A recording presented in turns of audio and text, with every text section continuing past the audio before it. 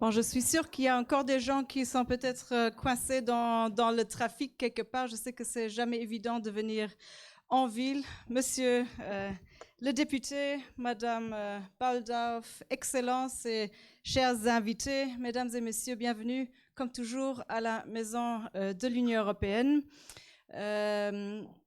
Il y avait tellement de personnes qui s'étaient inscrites qu'on a décidé aussi de faire du live stream. Peut-être après cette annonce, il y a des gens qui sont restés chez eux au bureau pour nous suivre en live stream.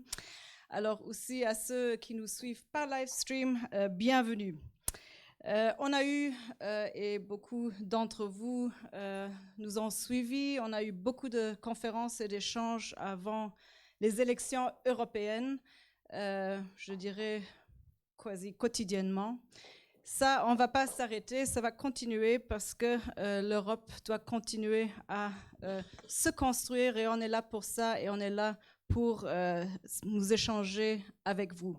On est un peu dans un moment spécial en Europe, on a un nouveau Parlement, on a une nouvelle commission qui est en train d'être mise en place. En principe, elle devrait commencer ses travaux le 1er novembre. On va voir si c'est vraiment le 1er novembre où on peut se lancer avec la nouvelle commission. Ce matin a eu lieu le hearing du commissaire désigné Nicolas Schmit pour Luxembourg, qui va devoir s'occuper des jobs, growth, affaires sociales, un poste très important.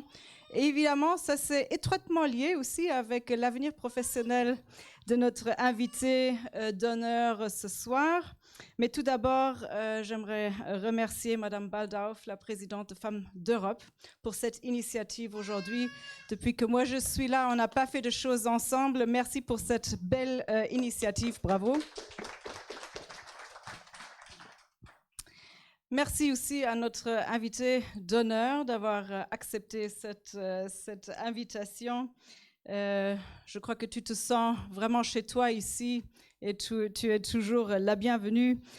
Aujourd'hui, Marc Angel est encore membre du Parlement luxembourgeois, président de la Commission Affaires européennes et Affaires étrangères, futur membre du Parlement européen pour le Luxembourg, en principe.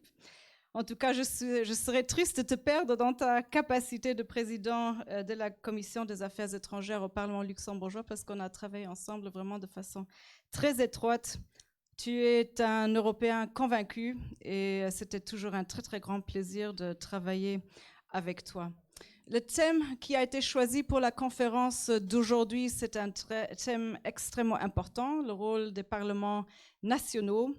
Je crois que les démocraties, nous vivons dans des démocraties parlementaires.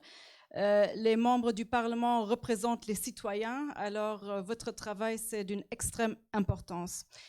Mais on essaye tous de rapprocher aussi l'Europe aux citoyens et ça, c'est pas seulement aux institutions européennes de le faire. Je crois que les parlements nationaux et aussi les députés nationaux ont aussi un rôle très important là-dedans. Et les compétences du Parlement national dans tout le processus européen ont été élargies au fur et à mesure aussi que les traités ont évolué. Peut-être certains d'entre vous se souviennent aussi que les mandats des députés nationaux et les mandats au Parlement européen, c'était en fait les mêmes personnes. C'est seulement avec la loi nationale de 2013 qu'officiellement ça a été séparé, même si dans la pratique, ce splitting a eu lieu beaucoup plus tôt. Mais de par les traités, on s'attend vraiment des parlements nationaux de jouer un rôle très actif et de contribuer activement au fonctionnement de l'Union. Les députés et les parlements sont informés sur tout ce qui se passe, sur toute loi, sur toute proposition de loi qui émanent des institutions, surtout de la Commission européenne. Ils doivent veiller, tous les parlements nationaux doivent veiller au respect du principe de la subsidiarité. Je suis sûre que tu vas en parler. Ils prennent part aussi aux procédures pour la révision des traités. Ils participent à la coopération interparlementaire. Ils ont aussi leur mot à dire dans l'élaboration des traités internationaux. Ça, c'est aussi évidemment un thème très important. Surtout aussi, j'aimerais bien souligner que le dialogue politique demeure important. Pour moi, en tout cas, c'était toujours extrêmement important de renforcer les pourparlers et les échanges entre la Commission européenne et le Parlement national. Je crois qu'avec la panoplie de visites qu'on a eues au lieu des dernières années, avec 3 vice-présidents de la Commission européenne qui étaient ici, y compris le premier vice-président, M. Timmermans, 9 commissaires, des envoyés spéciaux, des directeurs généraux, des experts, aussi M. Barnier, qui était au Luxembourg à plusieurs reprises, y compris au Parlement luxembourgeois.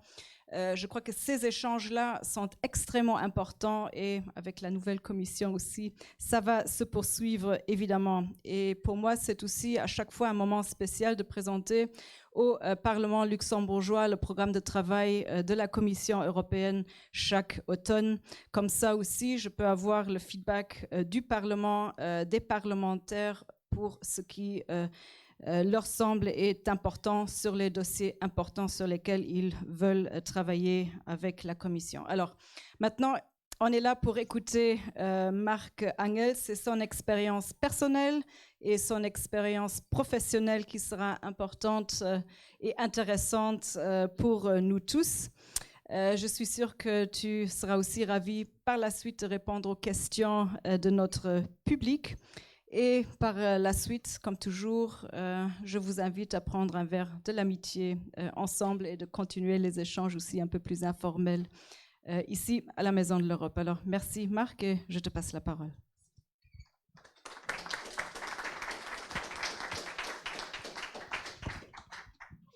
Merci Yuriko pour ces gentils mots d'introduction. Madame Baldauf, je suis très heureux que vous et Femmes d'Europe ont initié cette conférence. Je suis très content qu'il y ait des nombreux ambassadeurs qui sont présents et beaucoup d'amis qui sont présents et des experts. Donc, n'hésitez pas, si de tout à l'heure à la fin, d'entrer en dialogue avec moi. Yuriko, à toi, je te demande si je parle trop longtemps parce que j'ai pas un texte préparé. Après une demi-heure, tu fais ce signe et puis je vais raccourcir parce que j'aimerais quand même avoir un échange avec vous. Je suis là pour vous parler du rôle des parlements nationaux. Et avant de commencer, j'aimerais faire 2 remarques.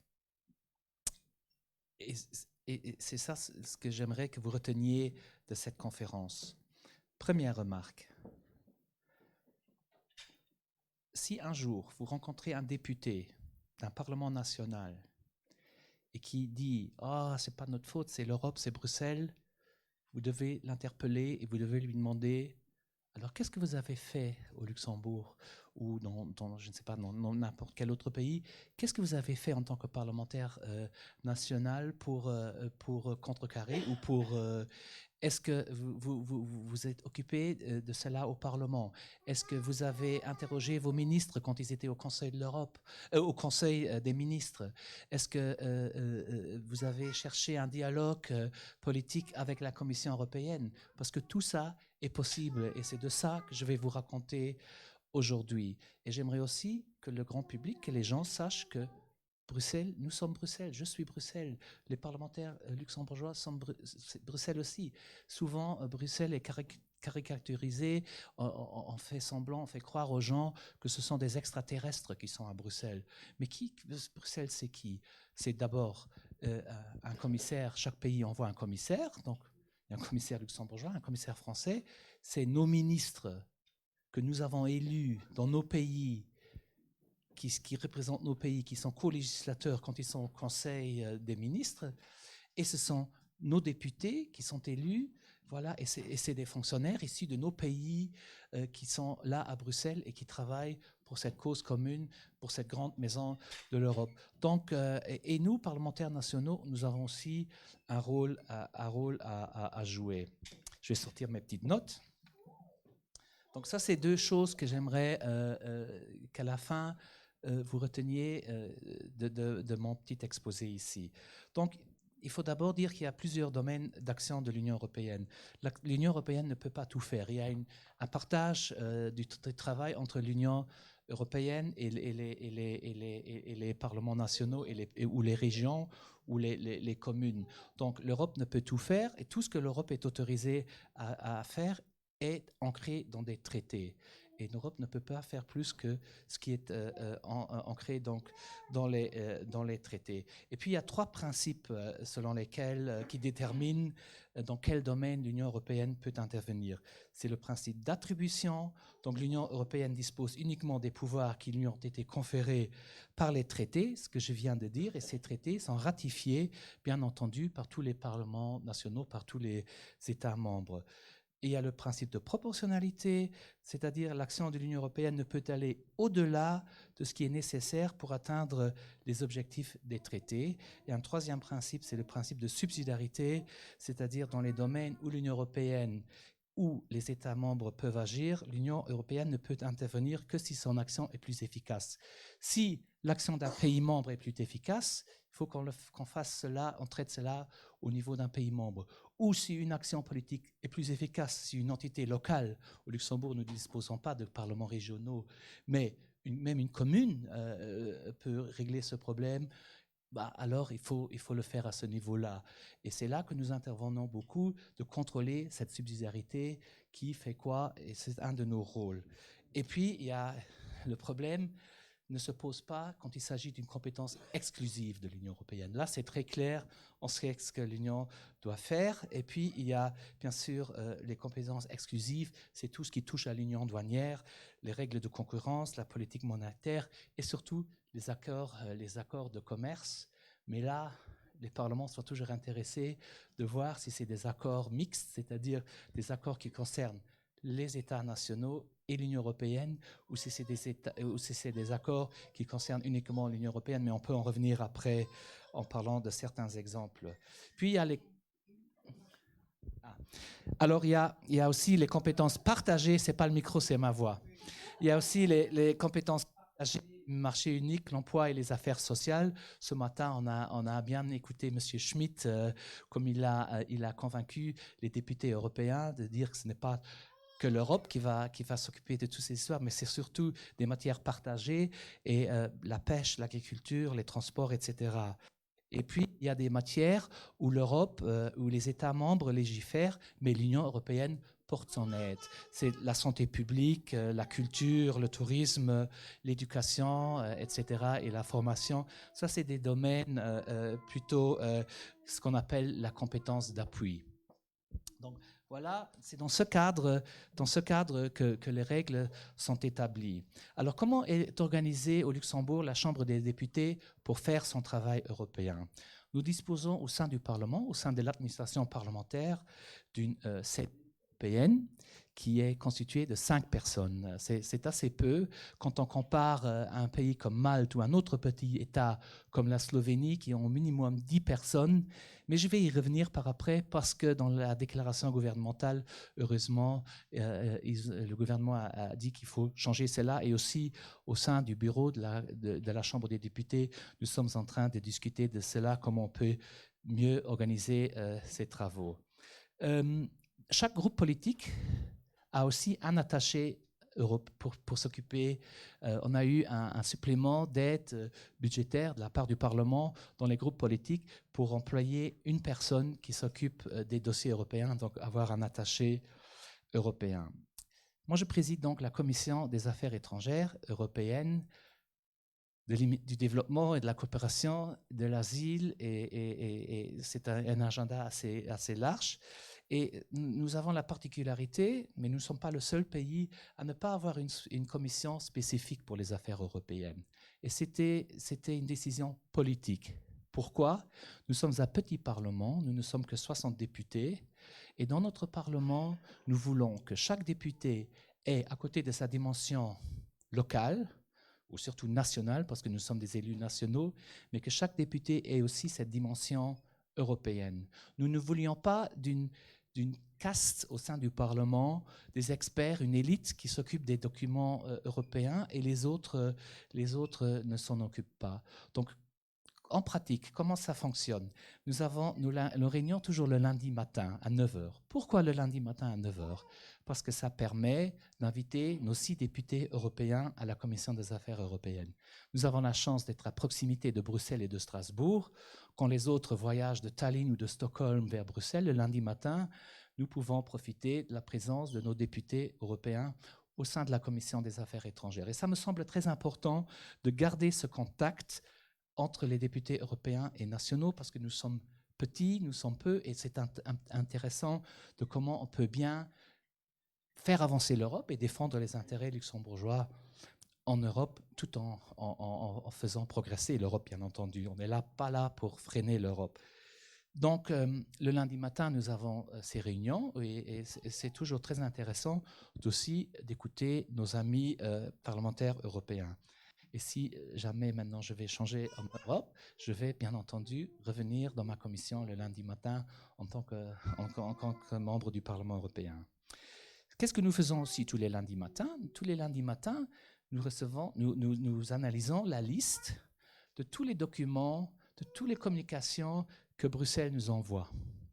Que ce soit un livre vert, un livre blanc, une proposition de règlement, une proposition de directive, une consultation européenne. On reçoit une liste et notre administration parlementaire, ils étudient cette liste et ils classent ça en document A et document B. Les documents A, c'est des documents qui ne sont pas trop intéressants pour le Luxembourg. S'il s'agit de pêche ou de choses où on n'est pas concerné. Mais les documents B, alors ils mettent le nom d'une commission derrière. Et c'est ça qui est intéressant. Si c'est un document sur la politique de transport, nous le regardons, le titre, et nous l'envoyons à la commission la mobilité. Comme ça, chaque matière est traitée dans la commission correspondante. Et c'est important pour après que les députés soient informés de ce qui se passe en Europe, de ce qui va venir. Et ils peuvent faire un avis politique ou un avis politique. Et si c'est une proposition législative qui concerne la subsidiarité, ils peuvent faire un contrôle de subsidiarité. Mais je vais donc revenir à ça. Le contrôle de subsidiarité, il est prévu dans les traités, mais le contrôle politique n'est pas prévu dans les traités. Pour un avis motivé, vous savez, quand la Commission nous envoie une proposition de directive, nous disposons de 8 semaines pour réagir en tant que Parlement national.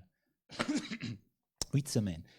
Chaque groupe politique, chez nous à la Chambre, peut saisir un document et dire qu'il veut rédiger un avis politique et le présenter à la Commission, ou la Commission tout entière décide.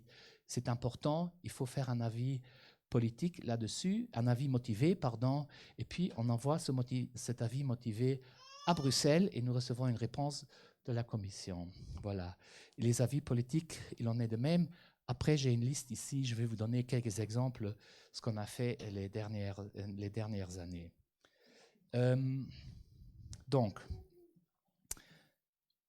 les parlements peuvent donc faire un contrôle ex ante. Ils ont 8 semaines, c'est pas beaucoup, mais c'est pour ça qu'il faut avoir les moyens pour travailler. C'est pour ça que j'ai toujours plaidé qu'il faut augmenter nos moyens, parce que ce n'est pas facile.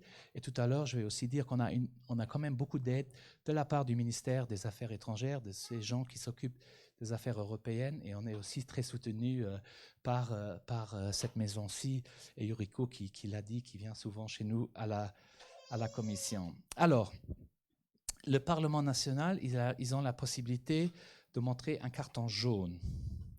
Et un carton jaune émane s'il y a au moins un tiers des voix attribuées aux parlements nationaux. S'il y a assez de parlements nationaux qui disent « Ah non, on n'est pas d'accord avec cette proposition de la Commission », ils peuvent montrer ce carton jaune, et alors les projets doivent être réexaminés. S'il s'agit d'actes législatifs qui concernent la coopération policière ou la coopération judiciaire en matière pénale, il suffit d'un quart de parlements nationaux qui doivent dire oui ou non. Le Luxembourg dispose de 2 voix, parce qu'on a la Chambre des députés dispose de 2 voix, parce que nous avons un système unicaméral. La France, l'Assemblée nationale, a 1 voix, et le Sénat a 1 voix. Et il arrive parfois que des pays où une chambre a un autre avis que l'autre chambre. Mais ça ne nous concerne pas. Nous avons donc 2 voix et nous sommes comptés comme les grands pays. Donc, lorsque dans le cadre de la procédure législative ordinaire, au moins une majorité simple des voix attribuées aux parlements nationaux conteste la conformité d'une proposition législative avec le principe de subsidiarité, alors la question, on peut la renvoyer aux législateurs et c'est le Parlement européen et le Conseil qui vont décider. Et ces deux-là, les législateurs, les co-législateurs, peuvent rejeter cette proposition de la Commission avec 55% des voix au Conseil ou une majorité simple au Parlement européen. Et c'est ça qu'on appelle le carton orange. Le carton orange n'a jamais été utilisé jusqu'à présent. Alors, il y a une initiative qui est venue des parlements nationaux, c'est le fameux carton vert, qui est pas du tout inscrit dans des traités, mais c'est une initiative politique que nous avons soutenue beaucoup lors de la présidence luxembourgeoise, le Parlement luxembourgeois. Vous savez, il y a toujours une dimension parlementaire lors d'une présidence, et nous avons soutenu cette initiative parce que nous ne voulons pas être considérés comme le frein au développement européen dans les parlements nationaux. Et on voulait aussi dire que on veut faire avancer l'Europe. Parfois, il y a des sujets où on veut que l'Europe se bouge ou que la Commission devrait légiférer. Nous n'avons pas le droit d'initiative parce que le Parlement européen ne l'a pas vraiment non plus. Donc, on a inventé cette idée du carton vert. Et d'ailleurs, le carton vert est cité aussi dans la déclaration gouvernementale de 2018, que le gouvernement soutient aussi cette idée. Et le carton vert, je peux vous donner 2 exemples. Il y avait un carton vert qui a été initié par la House of Lords sur le food waste, sur des trucs alimentaires, le gaspillage alimentaire. Et il y avait dont le Parlement luxembourgeois s'est joint. Et puis il y avait un très intéressant carton vert de la part de l'Assemblée nationale française sur la responsabilité sociétale des multinationales européennes et des multinationales. C'était aussi un carton vert intéressant. Malheureusement, il y a eu encore très peu de retours de la part de la Commission. Donc, des exemples de cartons jaunes, il y en avait un. Et d'ailleurs, ça m'a étonné dans l'opinion publique et dans la presse internationale. On a très peu entendu. C'est un mécanisme qui existait. Et tout à coup, il y a eu le premier carton jaune en 2012 sur une proposition de règlement qui est relatif à l'exercice du droit de mener des actions collectives. Ça intéressait surtout aussi les syndicats, mais il y avait très peu d'écho. Il y avait un deuxième en 2013 quand il y avait une proposition de règlement portant sur la création du parquet européen qui par après a été réglé. Et chaque fois, la Commission s'est justifiée avec une communication qu'on a aussi après traitée dans les parlements. Et une troisième procédure a été lancée en 2016. Et je dois regarder sur mes notes. C'était concernant la directive des tâchements, dont d'ailleurs M. Schmitt a beaucoup parlé ce matin. Et là aussi, la Commission a à chaque fois décidé, dans ce cas, la Commission a décidé de maintenir sa proposition, mais elle a quand même justifié sa décision dans la communication. Et je crois que la première de 2012, là, quant au droit de mener des actions collectives, la Commission a retiré la proposition. C'était une victoire aussi un peu pour les parlements nationaux. Alors nous sommes aussi interconnectés, les parlements nationaux, parce qu'il y a une plateforme Internet qui s'appelle IPEX, c'est Interparliamentary Exchange, et moi j'ai accès en tant que député luxembourgeois sur cette plateforme et je peux aller voir, je mets le nom du document, de la proposition de règlement ou la proposition de directive de la Commission, je mets le numéro et je peux exactement voir qu'est-ce que le Sénat français, est-ce qu'ils ont déjà traité ce dossier. Alors je vois, le dossier va aller dans la commission, telle et telle commission. Si cette commission a déjà statué sur ce document, je peux aussi lire bien sûr, seulement s'ils ont fourni des informations sur sa plateforme, je peux voir ce qu'en pense ce Parlement, le Sénat français par exemple. Et nous avons nous avons aussi, chaque Parlement national a un représentant permanent à Bruxelles, au sein du Parlement européen. Il y a une équipe de... C'est pas 27, 28, parce que certains pays ont 2 chambres, donc je n'ai plus exactement, mais c'est une cinquantaine d'hommes et de femmes venant de tous les pays qui sont les représentants de leur Parlement national et qui sont là pour informer, pour échanger ce qui se passe dans les différents parlements, pour peut-être trouver des majorités, pour pouvoir, s'il faut, avoir assez de voix pour un carton jaune. Et je cherche mon document ici. Voilà. Pour vous dire ce que ces personnes font encore. Ces personnes doivent aussi nous recevoir quand nous allons à Bruxelles en tant que parlementaires nationaux, parce qu'il y a pas mal de réunions interparlementaires. Je vais en parler tout à l'heure. Alors, la Chambre des députés, j'ai dit tout à l'heure, elle est très soutenue par le ministère des Affaires étrangères. Et c'est après le traité de Lisbonne, quand toutes ces nouvelles procédures ont été mises en œuvre, M. Ben Fayot, mon prédécesseur, un Européen convaincu, et M. Laurent Mozart, qui était à l'époque président de la Chambre des députés, ensemble avec Jean Asselborn, ministre des Affaires étrangères européennes, et surtout les fonctionnaires du ministère des Affaires étrangères, on a publié un document de 3 pages qui est maintenant une annexe au règlement interne de la Chambre des députés. Donc c'est un document très facile à trouver qui s'appelle « Aide-mémoire sur la coopération entre la Chambre des députés et le gouvernement du Grand-Duché de Luxembourg en matière de politique européenne ». Et alors, quelques grands principes sont inscrits dans cette aide-mémoire: que les parlementaires luxembourgeois ont le droit de faire venir les ministres avant chaque réunion du Conseil s'ils l'estiment nécessaire, et qui peuvent faire venir les ministres aussi après chaque réunion du Conseil. Et donc, en tant que président d'une commission, c'est très important de suivre l'agenda du Conseil, des conseils des ministres à Bruxelles, parce que nous devons savoir ce que nos ministres discutent s'ils sont là. Si c'est très important, on peut les appeler avant la réunion. On l'a fait 1 ou 2 fois avec M. Asselborn lors de l'élaboration du CETA, de l'accord de commerce avec le Canada. Normalement, nous le faisons après les conseils. Et je crois que c'est un travail intéressant. Beaucoup de présidents le font, mais il faudrait encore qu'on se donne plus de moyens, et aussi qu'on donne plus de moyens à l'administration parlementaire, aux secrétaires administrateurs de nos commissions, pour pouvoir faire ce travail. Parce que je considère qu'en tant que député luxembourgeois, et surtout en tant que président de commission, nous devons jeter un œil sur ce que font nos ministres ou le ministre respectif quand il va à Bruxelles, donc suivre l'agenda du Conseil, mais également suivre l'ordre du jour et l'agenda des réunions de la commission, au Parlement européen. Donc voilà, c'est à mon avis très important de le faire, et on est encore dans un processus d'apprentissage. Donc cette aide-mémoire est un document important, et je vais y revenir encore tout à l'heure. Nous avions un grand débat, et j'étais rapporteur en 2017 sur le futur de l'Europe. Vous savez, c'était quand il y avait le livre vert de M. Juncker, le livre blanc, pardon, avec les 5 propositions, comment le futur de l'Europe pourrait s'organiser.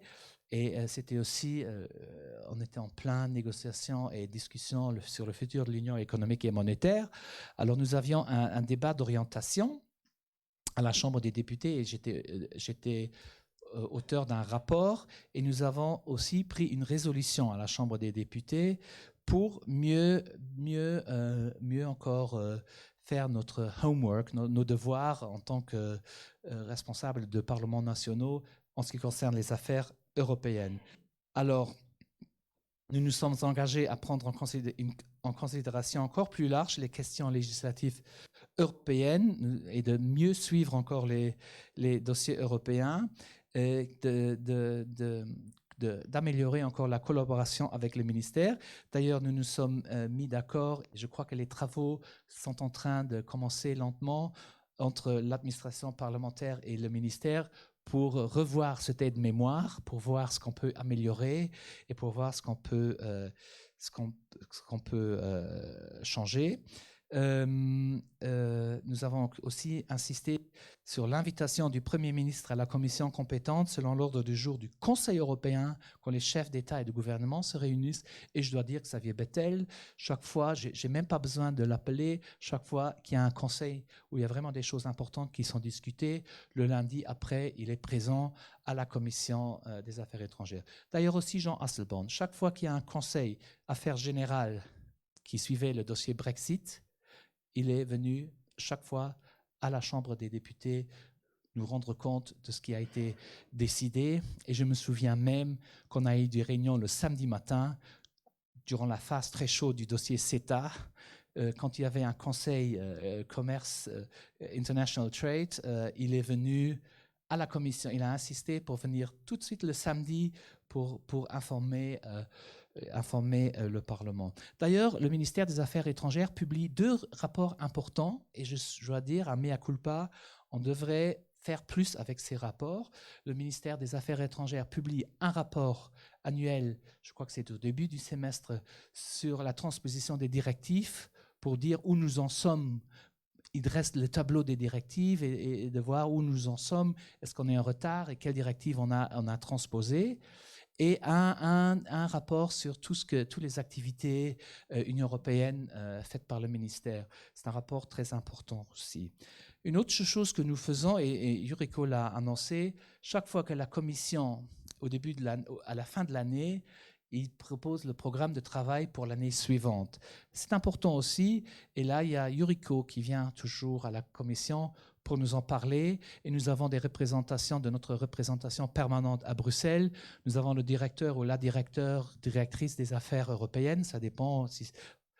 Vous savez, chez les diplomates, ça tourne. Donc, c'est important d'avoir un contact avec les représentants du ministère et aussi avec les représentants de la Commission.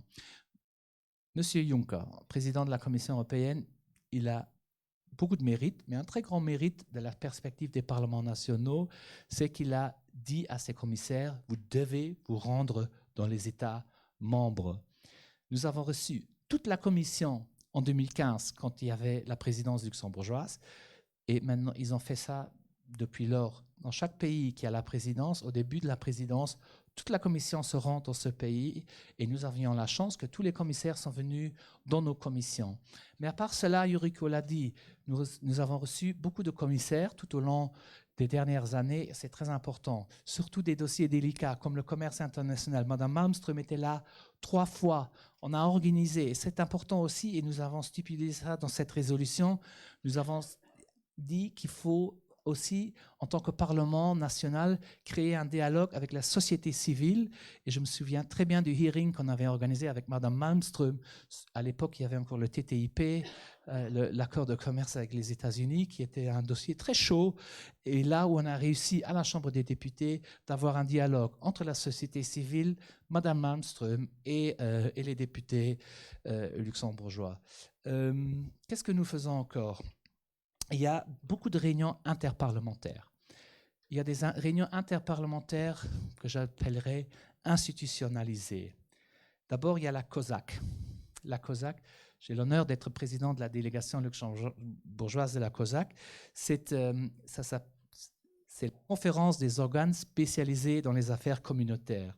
Elle date depuis 1989, donc c'est pour ça qu'elle a ce nom, mais elle a gardé ce nom, et elle réunit les présidents des affaires, des commissions des affaires européennes et des membres de ces commissions 2 fois par an, et c'est toujours dans le Parlement du pays qui a la présidence que ces réunions tiennent lieu. Il y en a un au début du semestre pour les présidents, et puis à la fin du trimestre. Ça, c'est pour discuter ensemble avec des députés européens et les députés nationaux sur certaines questions d'actualité.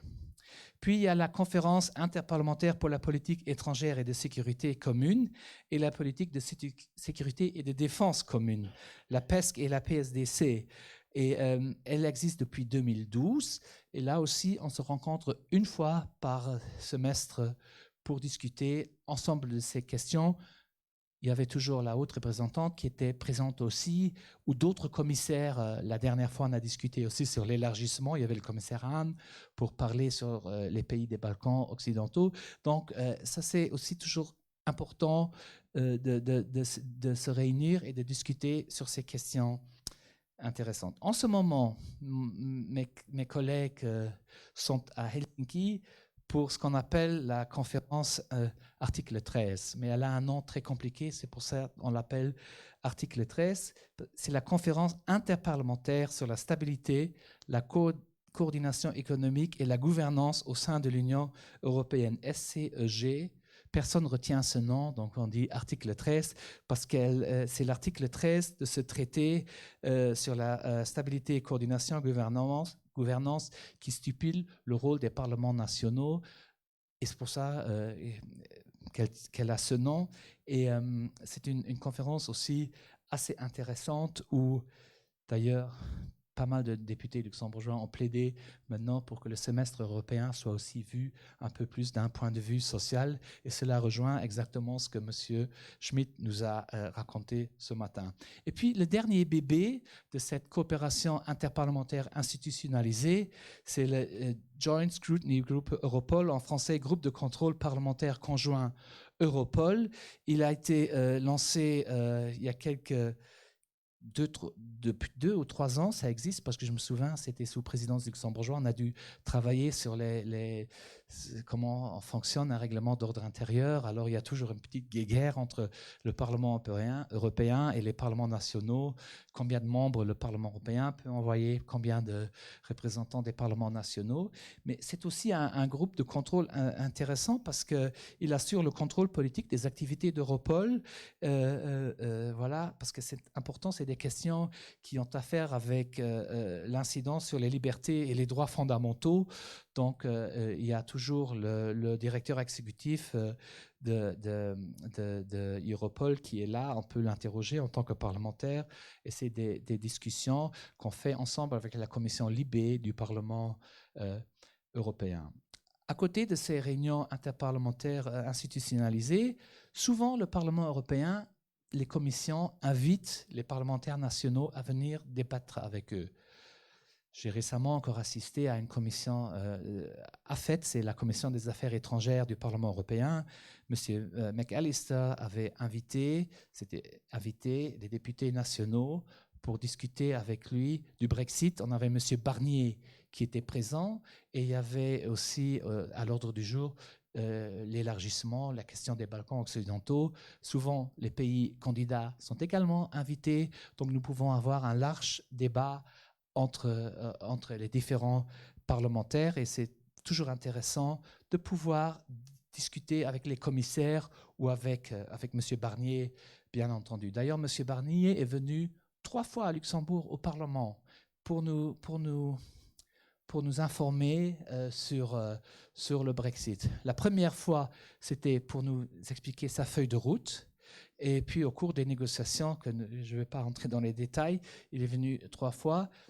Et juste, je suis un grand fan de M. Barnier. Je crois que nous savons tous que le Brexit, c'est une lose-lose situation. Nous y perdons tous.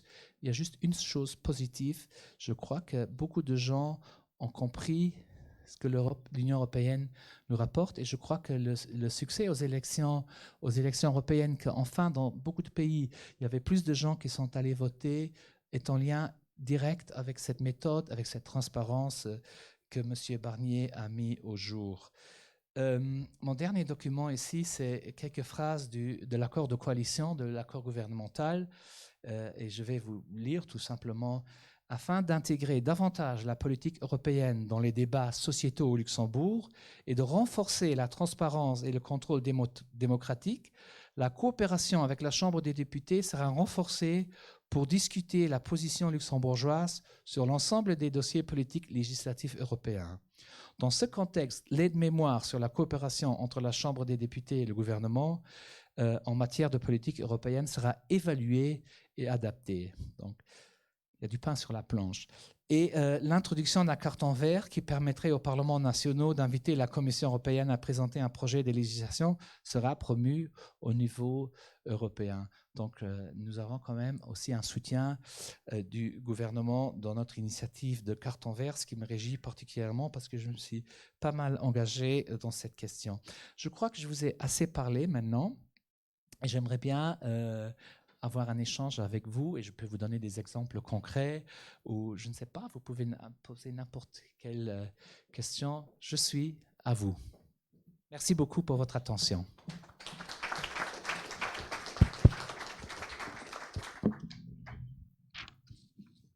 Est-ce qu'il y a des questions?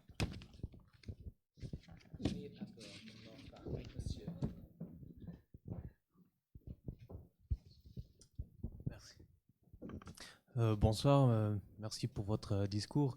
Moi, j'ai peut-être une première question tout court. Est-ce qu'il y a des plateformes ou des associations où il y a de la coopération avec les différents parlements nationaux et la société civile? Et par société civile, je vais notamment dire les NGO, les organisations non gouvernementales.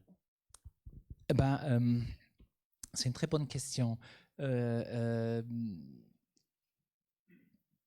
sommes invités souvent à des débats organisés par les sociétés, par les ONG et beaucoup de députés y vont. Et de l'autre côté, nous recevons les ONG une fois par an. Moi, je les reçois dans ma commission. Mais ça, c'est plutôt dans le cadre de la coopération au développement où toutes les ONG de développement viennent chez nous. Mais nous avions donc ce hearing que j'ai dit, et il faudrait répéter cela. Nous avions organisé ce hearing quand Mme Malmström était là sur le CETA et les TTIP à l'époque. Et là, on avait invité toute cette plateforme anti-TTIP, on avait invité les syndicats, on avait invité les chambres professionnelles, la chambre de commerce, pour avoir un large débat avec la société civile. Mais la société civile ne se constitue pas seulement des ONG, la société civile se constitue aussi par le secteur privé et par la chambre de commerce et les gens là. Et nous sommes souvent invités aussi à des très intéressantes réunions à la chambre de commerce. Donc nous devons un peu garder le contact avec toute la société civile, mais certes, on doit encore faire des efforts pour peut-être être plus inventif et trouver des nouveaux canaux de communication avec la société civile et en plus particulier avec les ONG. Pas plus tard que cet après-midi, d'ailleurs, j'ai reçu avec le président de la Chambre des députés une délégation de Handicap International qui sont venus avec une représentante du Yémen pour nous raconter des atrocités sur la situation au Yémen. Et donc, la Chambre, elle est toujours ouverte aux ONG. On a rarement refusé le dialogue avec les ONG. On devra quand même peut-être encore le renforcer. Voilà. Mais ça doit venir des deux côtés d'ailleurs aussi. Voilà. Mais merci pour cette question intéressante.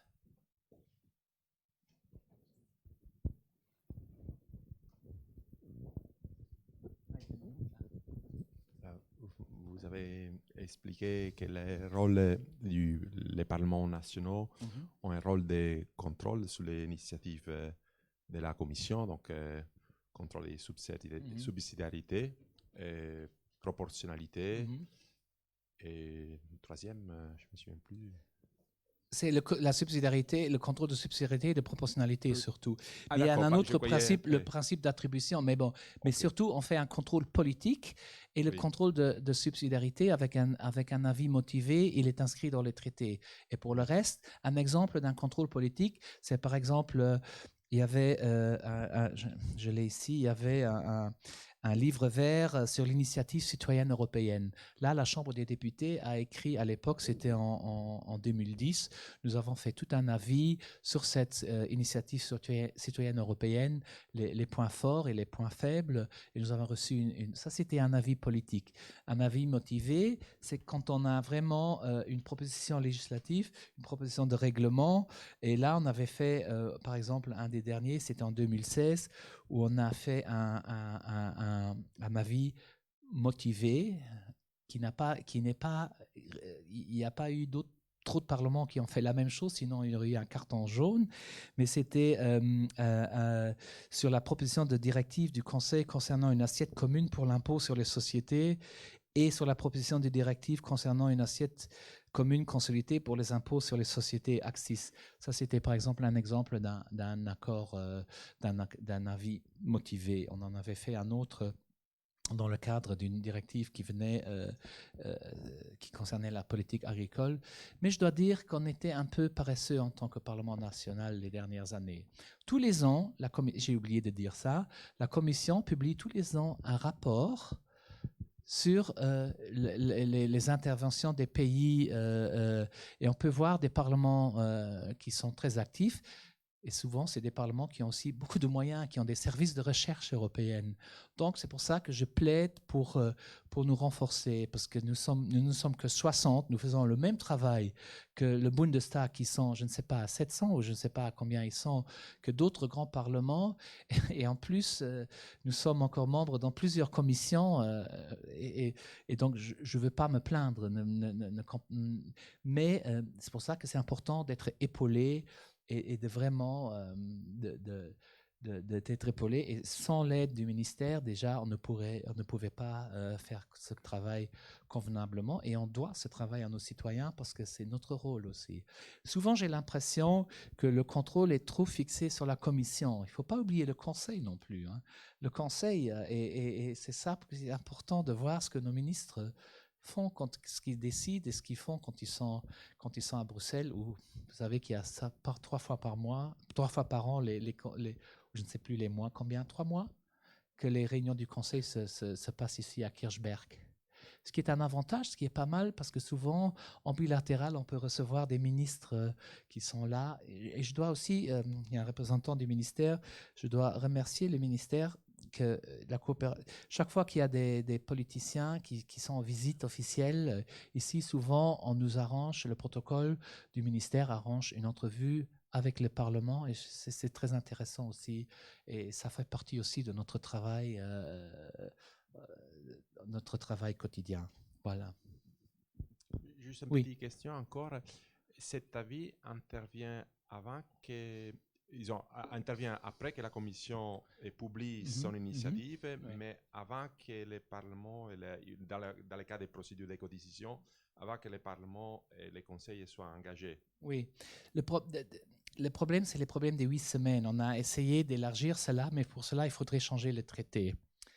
Et qui veut des discussions? Je crois qu'on n'est pas en état maintenant d'avoir une discussion en Europe sur des changements de traité. Et d'ailleurs, le traité de Lisbonne nous laisse beaucoup de latitude pour améliorer notre travail. Faisons déjà ce que le traité de Lisbonne nous permet. Et puis après, on peut peut-être une fois réfléchir sur des changements de traité.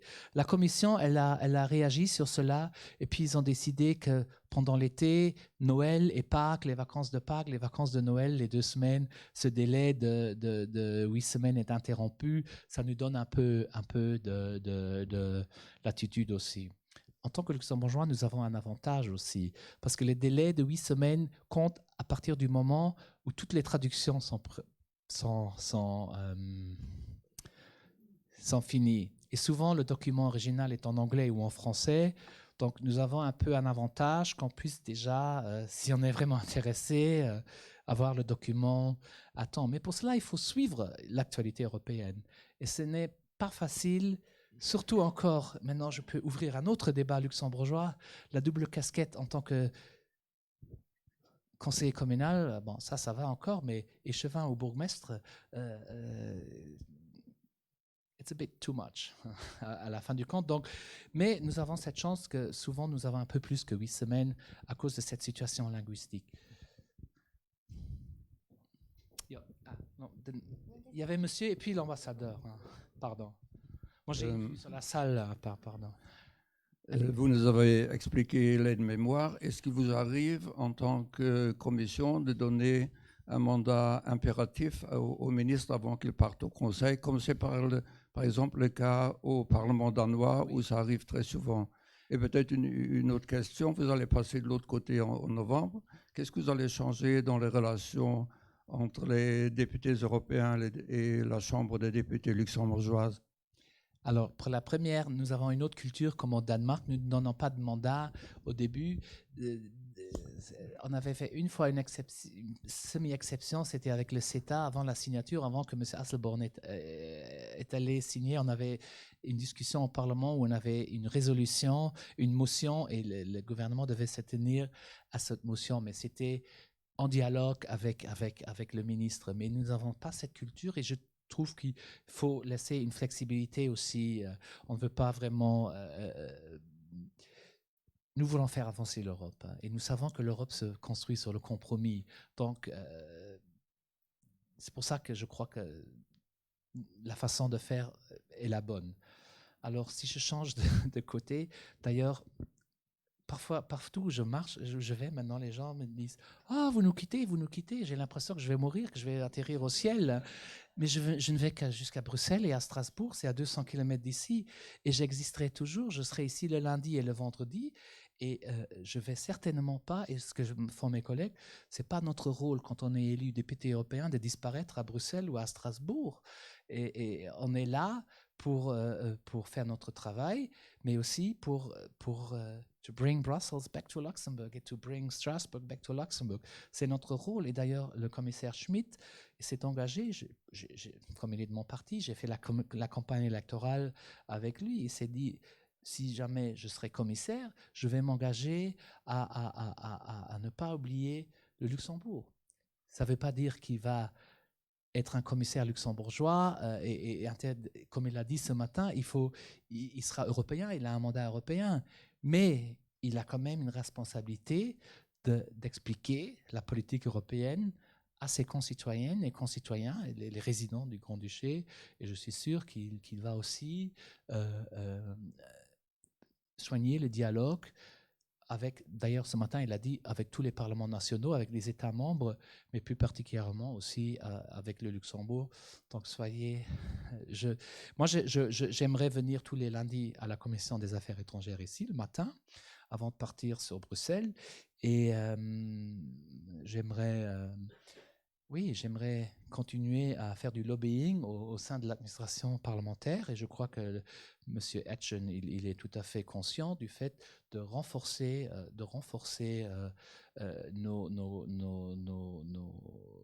le Parlement. Vous savez que chaque fois qu'on a une réunion de commission, et surtout d'autres commissions, le gouvernement a tout un appareil, et c'est pas exagéré, ils ont besoin, comme je vous dis, notre pays, nous avons les mêmes devoirs à faire que les grands pays, et l'administration gouvernementale, elle a quand même, si je dis gonflé, c'est négatif, mais elle s'est développée, et nous, en tant que Parlement, on est resté très petit, parce qu'on sait, oui, vous savez, si on dit, les députés vont avoir plus de moyens, die Pence, die schaffen das, die Lidrich, und so weiter. Pardon si je passe au luxembourgeois, mais c'est pas... D'abord, notre rôle est de contrôler le gouvernement, et donc je crois qu'il faut avoir plus de moyens, et c'est là que je vais... Ma relation avec le Parlement luxembourgeois, donc je vais participer aux réunions, mais je vais continuer à faire du lobbying pour renforcer nos capacités. Nous avons des gens formidables dans cette cellule européenne et internationale. Madame Bizet nous est là d'ailleurs. Mais ces gens, ils sont à côté du travail, ils sont encore secrétaires des délégations Benelux ou grandes régions et plein d'autres trucs qu'ils doivent faire.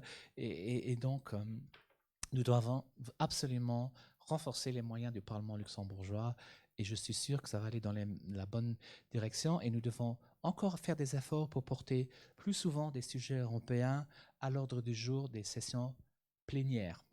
Nous l'avons fait en ce qui concerne le Brexit, nous l'avons fait plusieurs fois quand, après un conseil, le Premier ministre est venu faire des déclarations et nous avons eu un débat. On doit peut-être encore faire plus de débats publics. Le travail en commission, souvent, il n'a pas assez il n'est pas assez aperçu par le grand public, mais en tout cas, je suis très confiant que nous allons améliorer, et je suis sûr que la Commission des Affaires étrangères et européennes du Parlement va continuer à être très, très actif avec le nouveau ou la nouvelle présidente qui va présider cette commission. Voilà. Monsieur l'ambassadeur. une question plutôt théorique. Oui. Oh, je suis pas si bien en théorie, mais bon. On sait bien qu'il y a la suprématie du droit communautaire vis-à-vis le droit interne, bien sûr. L'emporte, le droit communautaire l'emporte. Alors, l'avis motivé du Parlement national adressé à la Commission, est-ce que, en principe, le Parlement démarre pour poser la question, l'avis, basé sur le droit interne. Oui. Alors, il y a une possibilité, bien sûr, que cela n'est pas conforme au droit communautaire, dans le cas spécial de l'avis motivé. Est-ce que le caractère de l'avis dans ce cas pourrait être considéré plutôt consultatif, un conseil, une réponse conseil, un avis conseil envers la Commission? Alors, jusqu'à quel point la Commission peut réagir pour rejeter ou, enfin, peut-être, je ne sais pas si je suis assez clair. Oui. La plupart du temps, la Commission a rejeté, mais avec motivation. Ils ont même publié, s'il y avait plusieurs pays, ils ont publié une communication. On a toujours reçu des réponses. On reçoit tout de suite un accusé de réception, et par après, on reçoit quand même une réponse fondée. Mais on n'a jamais eu la réponse que notre droit interne soit contraire. On n'a jamais eu ça comme réponse. D'ailleurs, il y avait le commissaire Šefčovič à l'époque qui était commissaire pour les relations avec le Parlement. Donc, dans la dernière commission, c'était le premier vice-président, M. Timmermans, et maintenant, ce sera de nouveau M. Šefčovič, donc qui a de l'expérience. Et j'espère, souvent c'est critiqué par mes pairs des autres parlements nationaux qui trouvent que la commission ne porte pas assez d'attention, et je ne suis pas d'accord avec cela. En ce qui concerne nos avis motivés et nos avis politiques, nous avons toujours eu des réponses, même si on n'était pas d'accord, mais des réponses motivées.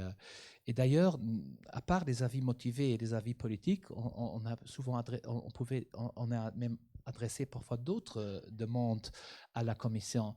Par exemple, pendant les accords commerciaux, les grandes discussions des accords commerciaux, nous avons toujours insisté, et je me souviens, il y a Mars Di Bartolomé en tant que président du Parlement à l'époque, et moi en tant que président de la Commission européenne, avec nos confrères des autres pays, on a adressé des lettres à la Commission pour veiller à ce que les accords commerciaux soient des accords mixtes, et qu'on n'oublie pas la voix des parlements nationaux. Et nous avons toujours eu des réponses, et nous avons toujours eu quand même une écoute de la part de la Commission. Mais je ne sais pas très bien si j'ai très bien cerné votre question, mais très bien. En tout cas, dans les avis motivés que nous avons adressés, nous n'avons jamais eu cette critique. Mais peut-être si vous consultez ces rapports annuels de la Commission où ils réagissent aux parlements nationaux, vous trouverez des exemples de ce genre. Si la Commission peut revenir, si l'avis motivé est rejeté, le Parlement national peut revenir encore une fois ou pas? Ça, je ne crois pas, mais je devrais vérifier cela. Je vais le vérifier, mais je ne crois pas. Mais on peut toujours trouver une autre façon de revenir. Et si vraiment c'est une question qui intéresse vraiment le pays, on a un allié dans le Conseil, on a notre ministre qui va au Conseil, qui sera allié et qui... Bon, mais d'ailleurs, ça c'est... Oui. Mais si elle accepte la Commission, elle doit prendre en considération l'avis motivé, n'est-ce pas? Normalement, oui. Merci. Oui. Merci beaucoup. Peut-être juste pour ajouter des 3 cartons jaunes, tu en as parlé dans ton exposé. Le premier, tu as expliqué un peu la position luxembourgeoise ou du Parlement national. Les deux derniers, en fait, sur le parquet européen et sur le détachement des travailleurs, la position de la Commission, je crois, est celle aussi quand même rejoint à la position du Luxembourg, du gouvernement, y compris le Parlement national. Là, sur le détachement, c'était plutôt des pays de l'Europe. Mais sur le fond de la question, ça rejoint, en fait, la position de la Commission rejoint celle du Luxembourg. Oui, voilà, tout à fait. Mais espérons que dans le futur, nous ayons une fois l'occasion d'avoir un carton orange, peut-être aussi, s'il y a vraiment... on verra. Jusqu'à présent, non. Mais bon, le fait d'avoir c'est pas un jeu qu'on va maintenant aller contre.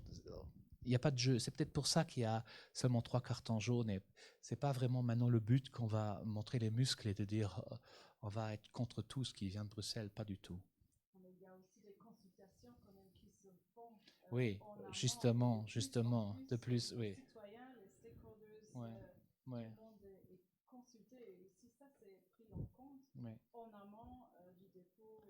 Et là, je crois que pour revenir à la première question, peut-être là, on pourrait travailler plus ensemble, Parlement et société civile, de voir comment la société civile a réagi à participer dans ces consultations. D'ailleurs, la société civile et surtout la Chambre des salariés, souvent, ils font des avis très intéressants aussi sur certaines propositions de directives, et c'est eux qui nous l'envoient, et nous pouvons décider de le considérer comme document parlementaire, et nous en parlons aussi, si bon nous semble. Donc, et là aussi, peut-être on devrait encore plus tenir compte des avis et des lettres, des avis qu'on reçoit de la société civile. Et d'ailleurs, la Chambre de commerce est très active aussi, la Chambre des salariés, voilà, c'est surtout ces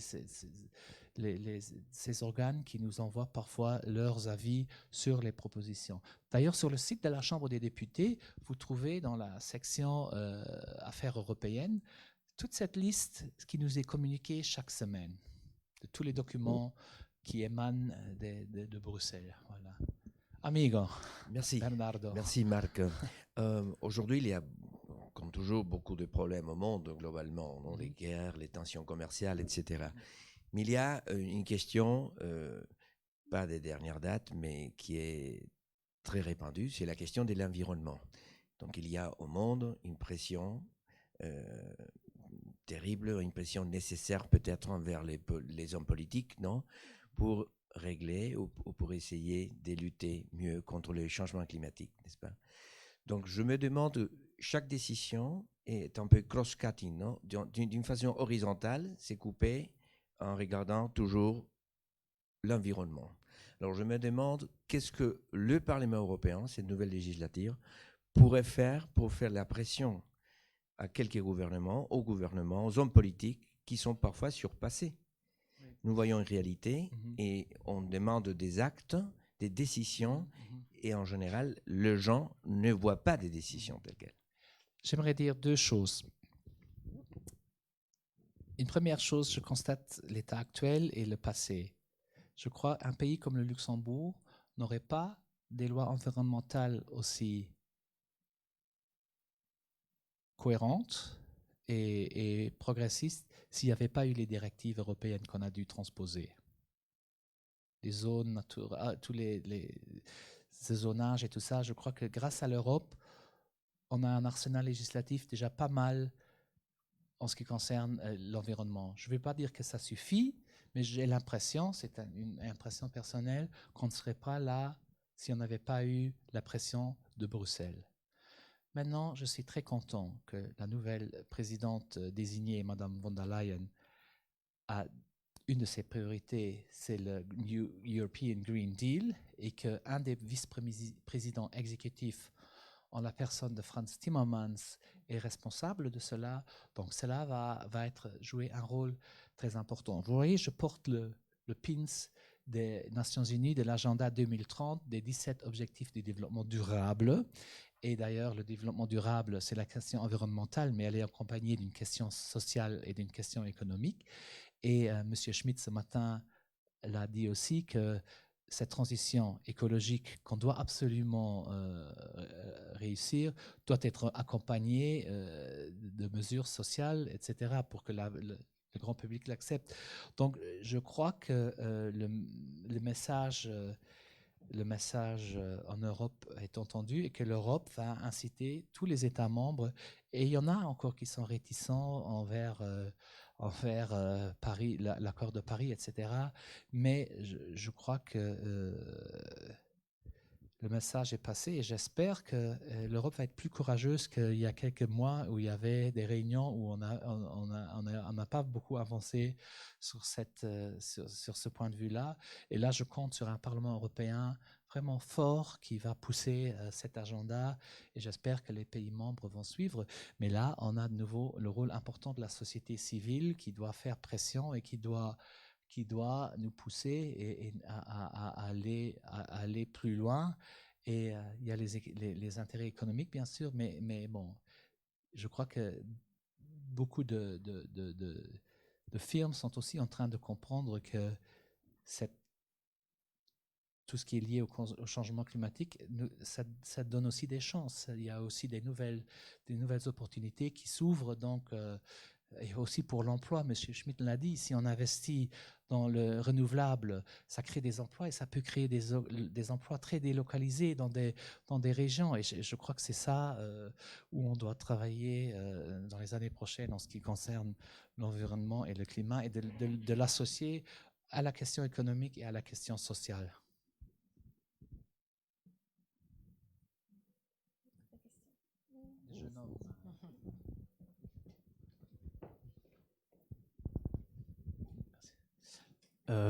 Ouais, par rapport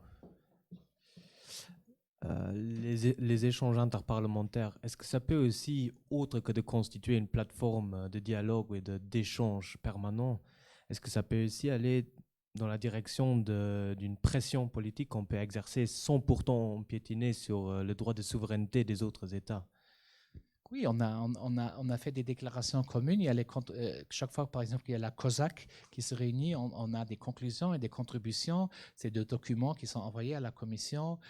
Peut-être on doit mieux les vendre encore. Peut-être on doit mieux les vendre aussi en rentrant de ces réunions, mieux communiquer pour que les gens savent ce qu'on a décidé là-bas. Mais ça peut, on a déjà fait, on fait souvent des lettres communes où on demande à beaucoup de parlementaires ou des présidents de commissions de signer pour faire pression, pour faire avancer une chose. Et d'ailleurs, le carton vert est un exemple qui va dans cette direction. Mais je crois que dans le futur, on doit être encore beaucoup plus créatif et on doit oser plus à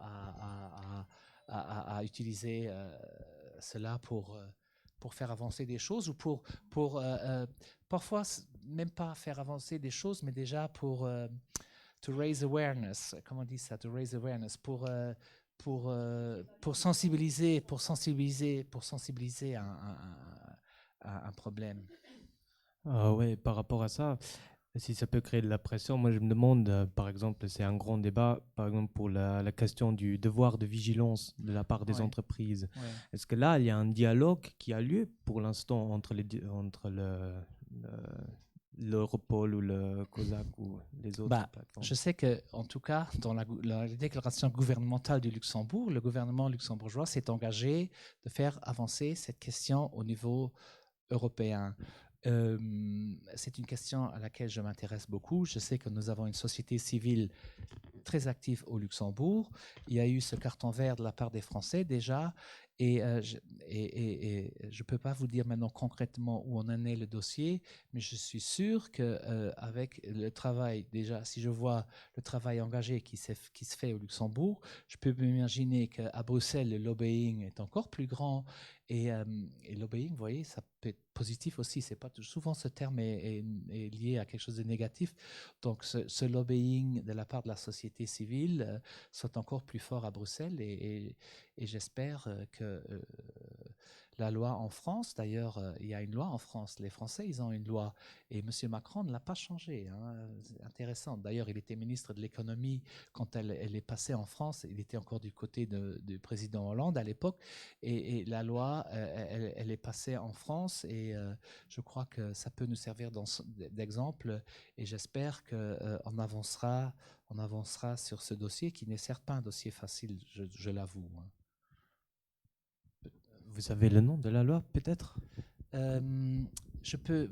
Après, j'ai reçu le rapporteur français, le député français récemment, et il nous avait expliqué comment il a fait passer cette loi. Je peux vous donner le. Après, je dois faire une recherche demain au bureau, mais vous me contactez, je vous laisse mon numéro et je vais vous passer cela. Voilà. C'est une question importante. Je suis content que les jeunes s'intéressent à cette question importante. Je peux avoir un peu d'eau encore. Oui, vous avez cité comme grand atout du Luxembourg la proximité avec Bruxelles et Strasbourg. Ouais. Est-ce que justement les pays qui n'ont pas... Merci. Ouais. Est-ce que, par exemple, les pays qui sont beaucoup plus éloignés de Bruxelles et de Strasbourg, qui n'ont pas cet atout, qui ne bénéficient pas de cet atout, est-ce que ça explique que ces pays-là sont souvent opposés à ce que propose l'Europe?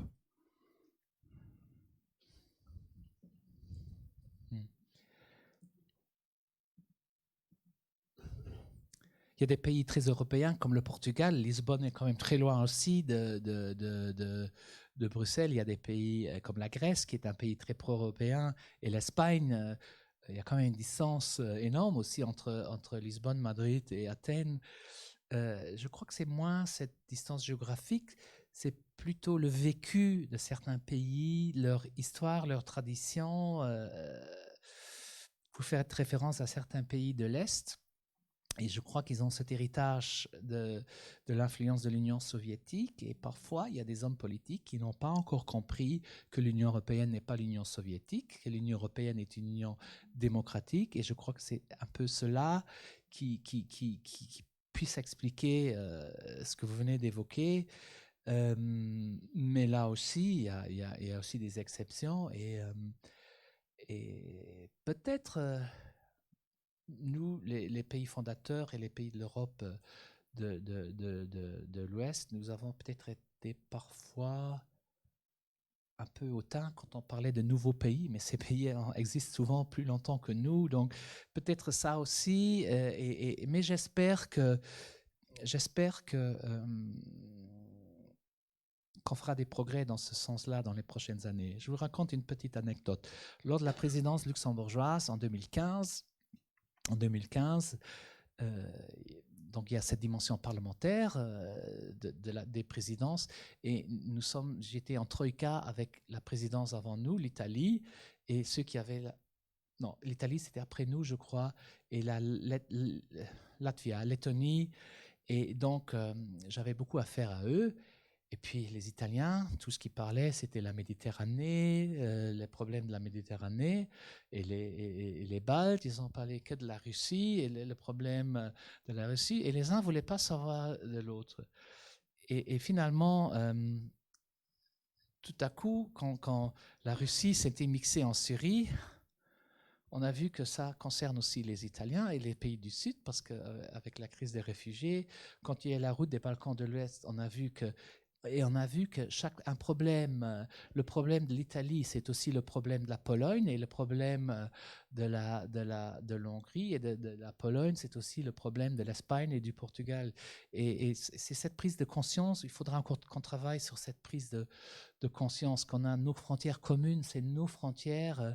D'ailleurs, on a trop longtemps laissé la Grèce seule, trop longtemps laissé l'Italie seule avec ses problèmes de frontières extérieures et pendant la crise migratoire. Et j'espère qu'on apprendra de ces leçons des leçons du passé où on a peut-être fait des fautes, où on n'a pas été assez réactif. Et j'espère que, d'ailleurs, aux dernières élections européennes, dans ces pays-là, la participation était quand même beaucoup plus élevée qu'avant. Je me souviens, j'étais scandalisé.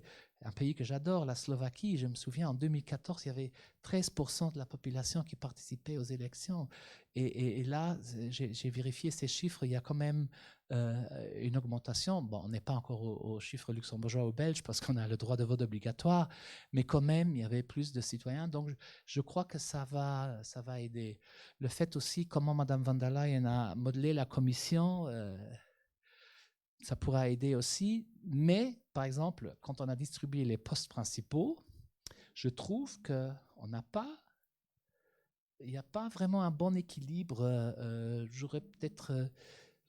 J'aurais bien vu Mme Georgieva de nouveau, ou quelqu'un d'autre revenir d'un pays de l'Europe de l'Est. Mais bon, je crois qu'en ce qui concerne maintenant là, on a un peu redressé avec M. Dombrovskis, qui va jouer un rôle très très important dans la prochaine commission, et puis il y a quand même pas mal de vice-présidents issus de pays de l'Est, Mme Jourova qui aura affaire avec l'état de droit, ce qui est bien un pays de Visegrad, donc c'est pas nous qui allons donner des leçons, mais et je crois que là, dans toute cette architecture, il y a des très bonnes choses. Je ne vais pas dans les détails des choses qui me plaisent moins bien, comme certaines dénominations de certains portefeuilles de commissaires, mais ça, c'est un challenge pour la prochaine commission et pour nous tous de ne pas se laisser diviser. Et je crois que le dossier Brexit est un exemple. L'Europe est forte quand ça ne se laisse pas diviser. Et nous l'avons réussi dans le dossier Brexit et j'espère que nous allons le réussir dans beaucoup d'autres dossiers dans le futur. Voilà. Dernière question, voilà. Mais je reste encore là, hein, on peut encore papoter après. Vous venez de parler, c'était très intéressant, donc des anciens pays du pacte de Varsovie. Oui. Et moi, je suis une de la vieille de la commission, puisque j'ai commencé, on n'était que 6 pays. Mm-hmm. On a eu quand même beaucoup de temps pour assimiler, si vous voulez, la notion d'Europe. Quoique même en France, où je vais très souvent, mes compatriotes ne savent, pour eux, l'Europe c'est une entité. Quelque chose qui les embête à certains moments, qui arrange à d'autres moments.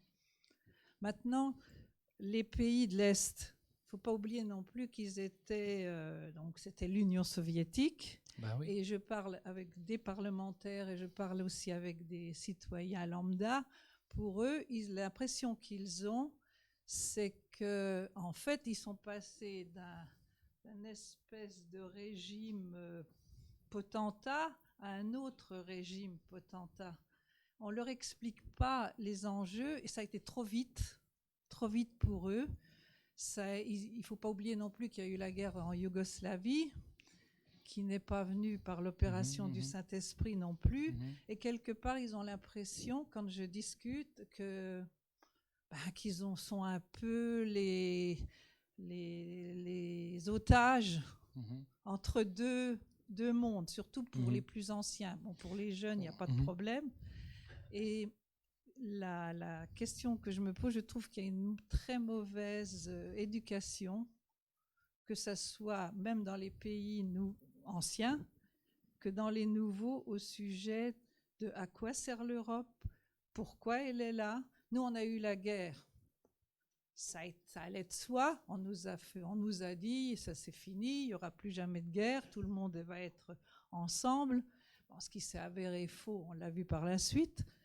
Mais je pense qu'il faut déjà commencer beaucoup par le citoyen normal, parce qu'on parle toujours des élites. Eux, ils sont dans leur monde. Moi, je suis dans le monde, je comprends très bien comment tout ça fonctionne, mais la plupart des gens ne savent pas. On leur impose, ils ont l'impression qu'on leur impose des choses qu'ils n'ont pas demandé. Oui. M. Schmitt l'a bien dit ce matin dans son hearing, ou à la fin, je crois, dans sa conclusion, il a dit que l'Europe doit s'occuper des choses quotidiennes, des choses qui occupent quotidiennement les citoyennes et les citoyens. Et l'Europe s'occupe de ces choses-là, mais les citoyens, souvent, ne se rendent pas compte parce qu'ils ne sont pas assez informés que beaucoup de choses qui concernent leur vie quotidienne sont décidées à Bruxelles. Donc, c'est pour ça que je suis là et c'est pour ça que je crois que nous avons le devoir aussi en tant que parlementaires nationaux de mieux expliquer l'Europe. Les députés européens doivent ramener l'Europe dans leur capitale, dans leur pays. Et si j'étais un député polonais ou un député tchèque ou un député slovaque, je dirais à mes électeurs et à mes concitoyens, mais à l'époque, on ne pouvait pas intervenir à Moscou. Moscou décidait et on avait à subir les décisions. Ici, c'est quand même différent. Et regardez l'exercice ce matin. Est-ce que vous connaissez un gouvernement où les ministres doivent aller au Parlement et faire un grand oral comme les commissaires doivent le faire pendant 3 heures devant les députés de tous les partis, de tous les groupes politiques, avec des règles très strictes. Et vous savez qu'il y en a qui ne réussissent pas ce grand oral parfois. Donc ça, c'est aussi pour montrer comment l'Europe est démocratique. Donc j'ai dit tout à l'heure, il y en a qui n'ont pas compris que l'Union européenne n'est pas l'Union soviétique, que c'est une union d'États souverains, que c'est une union démocratique, une union transparente. Je crois qu'il n'y a aucun parlement qui soit aussi transparent que le Parlement européen. Toutes les réunions de commission sont sur Internet live stream, transmises. Les attachés parlementaires peuvent s'y rendre. Souvent, les réunions sont publiques. Il y a énormément de choses. Allez sur le site de la Commission européenne. Tous les documents que vous trouvez, le registre de... les commissaires, vous voyez qu'ils se rencontrent, qu'est-ce qu'ils font tout le long de la journée. Je vois sur très peu de sites de gouvernement où on voit ce que font, qui les ministres reçoivent, etc. Donc, et c'est ça qu'il faut expliquer. Et peut-être et vous avez bien dit qu'il n'y a pas assez on ne parle pas assez de l'Europe, peut-être dans les écoles ou dans la société. Mais c'est parce qu'on a souvent parlé du négatif.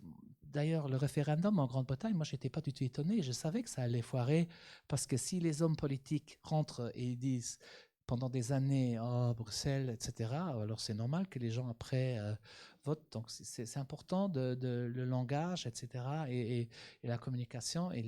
Mais bon, dans un monde de fake news, ça devient de plus en plus difficile. Hein. Ouais. Oui. Bien sûr, oui, je prêche devant des convaincus d'ailleurs, oui, mais bon. Je crois qu'il faut aussi dire que dans l'éducation, ça relève en fait d'une compétence nationale et pas d'une compétence européenne. Et bon, peut-être ça c'est une partie du défi aussi. C'est pour ça que je suis très content que je suis souvent dans cette maison avec des jeunes. Yuriko, elle invite souvent des classes. D'ailleurs, chaque année, quand M. Juncker présentait son état de la nation, on était ici avec des élèves des lycées luxembourgeois, on écoutait les discours de M. Juncker et on en discutait. Et vraiment, il faut faire ça beaucoup plus. Et souvent, les députés européens sont invités dans les lycées. D'ailleurs, c'est plus facile en tant que député européen d'entrer dans un lycée qu'en tant que député luxembourgeois, parce que la politique nationale, c'est peut-être trop proche, mais la politique européenne. Donc, je me réjouis déjà de pouvoir assister à des conférences et à des échanges avec nos étudiants et nos élèves. Mais vous avez raison, il faut en parler plus et aussi dans les médias et vivre l'Europe. Nous sommes en plein dedans, effectivement, et je crois que presque tout le monde ici est issu de cette génération. Nous savons que l'Europe est un projet de paix aussi, mais ça se perd un peu. Donc il faut le rappeler, il faut expliquer, c'est une tâche dure, mais c'est pour ça qu'il y a la Maison de l'Europe déjà, et où il y a la représentation de la Commission, il y a la représentation du Parlement.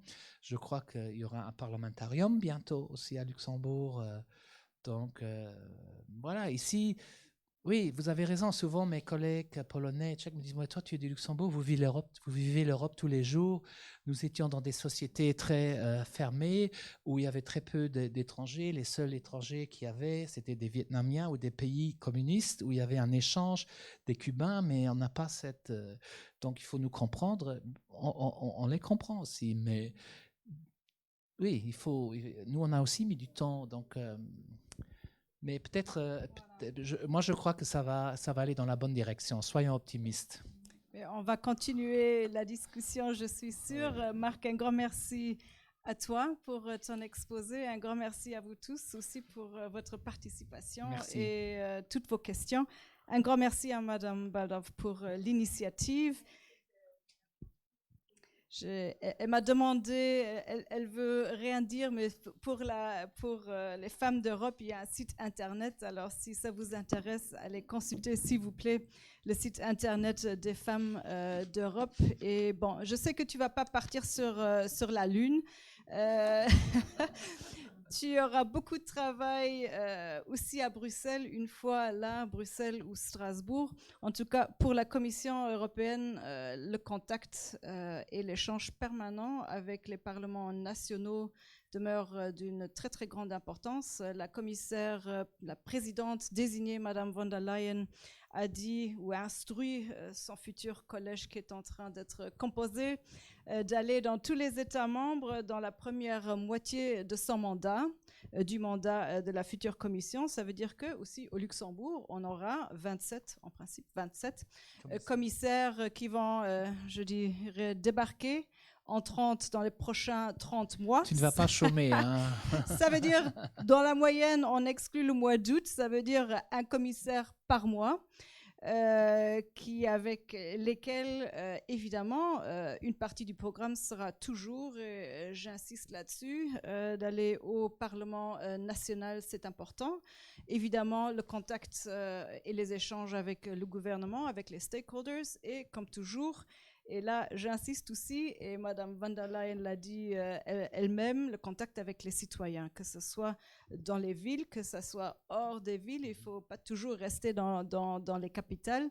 On sort aussi des capitales pour avoir les échanges avec les citoyens. C'est extrêmement important. En tout cas, je vais clôturer encore une fois avec un grand merci à vous tous. Merci beaucoup.